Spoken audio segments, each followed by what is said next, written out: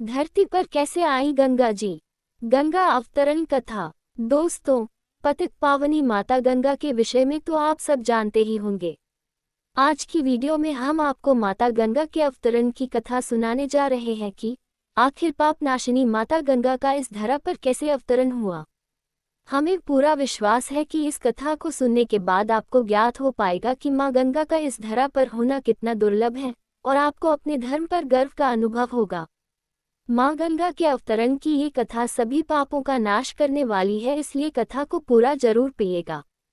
गंगा अवतरण कथा। धरती पर क्यों आई गंगा जी? प्राचीन काल में सगर नाम के राजा हुए, जिनकी दो केशिनी तथा सुमति नामक रानियां थीं। सुमति के गर्भ से एक गर्भपिंड ने जन्म लिया, जो फटकर 60,000 पुत्रों में विभाजित हो गया, तथा केशिनी का एक पुत्र था।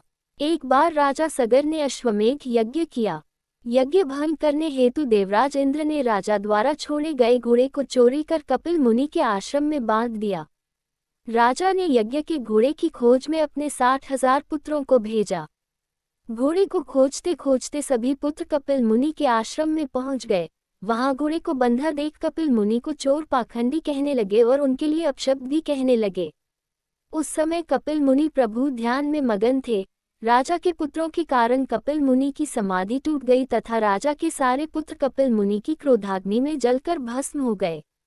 जब बहुत समय होने पर भी किसी पुत्र की कोई सूचना नहीं मिली, तो पिता की आज्ञा पाकर अंशुमान अपने भाइयों को खोजता हुआ जब मुनि के आश्रम में पहुंचा, वहां उसे गरुड़ जी मिले, जिन्होंने संपूर्ण घटना स्वयं देखी और अंशुमान को उसके भाइयों के भस्म होने का सारा वृतांत कह सुनाया। गरुड़ जी ने अंशुमान को ये भी बताया कि यदि इनकी मुक्ति चाहते हो तो गंगा जी को स्वर्ग से धरती पर लाना होगा, परंतु पहले अपने पिता का यज्ञ पूर्ण कराओ, तदोपरांत देवी गंगा को पृथ्वी पर लाने का कार्य करो। देवी गंगा द्वारा ही तुम्हारे सभी भाइयों की आत्मा को मुक्ति मिल सकती है। अंशुमान ने घोड़े सहित यज्ञ मंडप में पहुंचकर राजा सगर से सब वृतांत कह सुनाया। महाराज सगर के बाद अंशुमान राजा बने, परंतु उन्हें अपने भाइयों की मुक्ति की चिंता बनी रही। कुछ समय के बाद अपने पुत्र दिलीप को राज्य का कार्यभार सौंपकर वे वन में चले गए तथा गंगा जी को स्वर्ग से पृथ्वी पर लाने के लिए तपस्या करने लगे और तपस्या में ही उनका शरीरांत भी हो गया। महाराज दिलीप ने भी अपने पुत्र भागीरथ को राज्यभार देकर स्वयं पिता के मार्ग का अनुसरण किया। उनका भी तपस्या में ही शरीरांत हुआ, परंतु वे भी गंगा जी को पृथ्वी पर न ला सके। गंगा जी की उत्पत्ति कैसे हुई?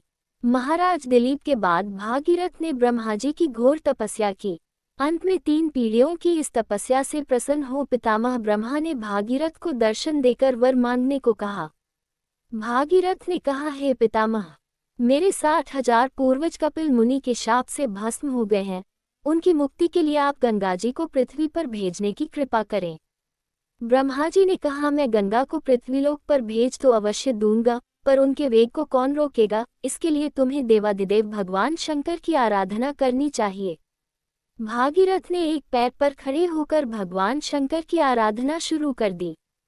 उनकी तपस्या से प्रसन्न होकर भगवान शिव ने गंगा जी को अपनी जटाओं में रोक लिया और एक छोटी धारा को पृथ्वी की ओर छोड़ दिया। इस प्रकार गंगा जी पृथ्वी की ओर चली। अब आगे आगे राजा भागीरथ और पीछे पीछे गंगा जी थीं। मार्ग में जहाँ ऋषि का आश्रम पड़ा, गंगा जी उनके कमंडलू दंड आदि बहाते हुए जाने लगी। ये देखकर जहु ऋषि ने उन्हें पी लिया। माँ गंगा का नाम भागीरथी कैसे पड़ा? कुछ दूर जाने पर भागीरथ ने पीछे मुड़कर देखा तो गंगा जी को न देख वे ऋषि के आश्रम पर आकर उनकी वंदना करने लगे। प्रसन्न हो ऋषि ने अपनी पुत्री बनाकर गंगा जी को दाहिने कान से निकाल दिया। इसलिए देवी गंगा जाह्नवी नाम से भी जानी जाती हैं। भागीरथ की तपस्या से अवतरित होने के कारण उन्हें भागीरथी भी कहा जाता है। इसके बाद भगवती गंगा मार्ग को शस्य श्यामल करते हुए कपिल मुनि के आश्रम में पहुंची, जहां भागीरथ के 60,000 पूर्वज भस्म की ढेरी बने पड़े थे। भागीरथ ने पवित्र गंगा जल से अपने पूर्वजों का उद्धार किया और वे सभी गंगा जल के स्पर्श मात्र से दिव्य लोकों को चले गए। जिस दिन गंगा का पृथ्वी पर अवतरण हुआ उस दिन ज्येष्ठ महीने के शुक्ल पक्ष की 10वीं तिथि थी, जिसे आज भी प्रत्येक वर्ष गंगा दशहरा के नाम से मनाया जाता है।